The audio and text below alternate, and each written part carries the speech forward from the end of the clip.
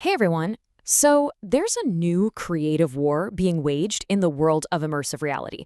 But you know what? The winner might not be who you think.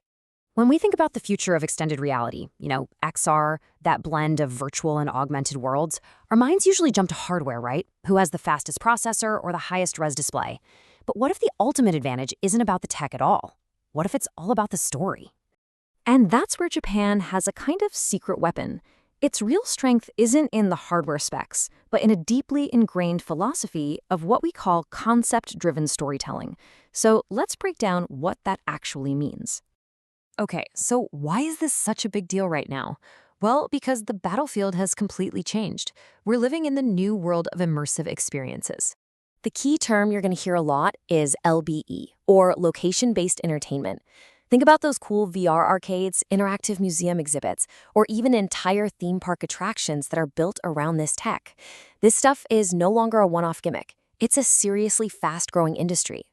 Just how fast is it growing? Get this, more than 50 new LBE facilities are expected to open up globally in 2026 alone. So yeah, this isn't some tiny niche market anymore. It is absolutely exploding. And this explosion has created a huge skills gap. It's not enough anymore to just be good at making 3D visuals. Now creators need to be like architects of entire experiences. They're managing how multiple users sync up. They're engineering audio that feels like it's all around you. They are literally crafting the rhythm of a visitor's journey. It's a whole new creative language. So, if the skills are all new, what kind of person, what kind of creator does this new world actually need to succeed? Well, as Maria Rice from MIT's Reality Hack puts it, the future is all about collaboration. It's not about some lone genius coder anymore. The real magic happens when you get artists, engineers, and designers all in the same room working together to solve a problem. And because it's so collaborative, the most important skills aren't always technical. Rice really emphasizes personality traits, things like cooperation, communication, curiosity, creativity, and integrity. In these high-pressure experimental projects, how a team works together is honestly more important than any one person's individual talent. And this brings us to what might be the most crucial skill of all. When you're working with brand new hardware, experimental software, and literally no instruction manuals, you have to have a high tolerance for uncertainty. The ability to just build a quick prototype, see what works, learn from it, and do it again, that is absolutely essential. This brings us right to the core idea.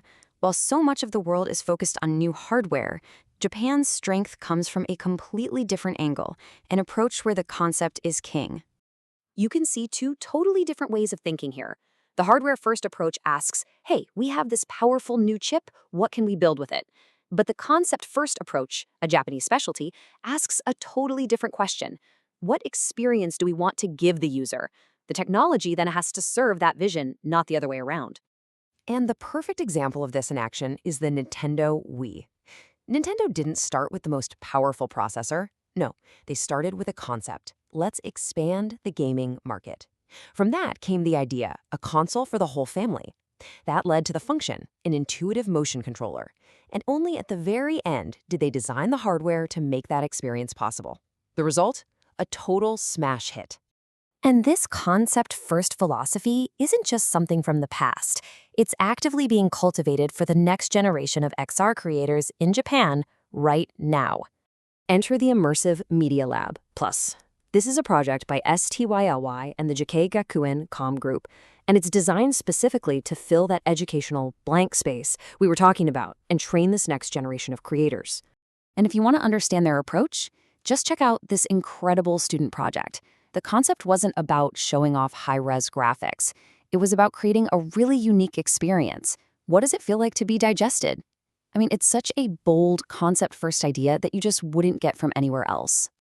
And that project perfectly embodies this unique Japanese strength, using the power of entertainment and that first-person experience to create a deeper understanding of a pretty complex topic.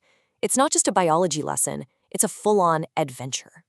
So what are the bigger implications of all of this? If a country is just uniquely good at this kind of conceptual storytelling, what does that mean for its future on the world stage? Ryohei Watanabe, the CMO of STYLY, he puts it bluntly. He believes this inherent ability to build entire worlds from a single core concept, to always prioritize the story, could actually be considered a new form of national power in the 21st century creative economy. And that really leaves us with a final, fascinating question.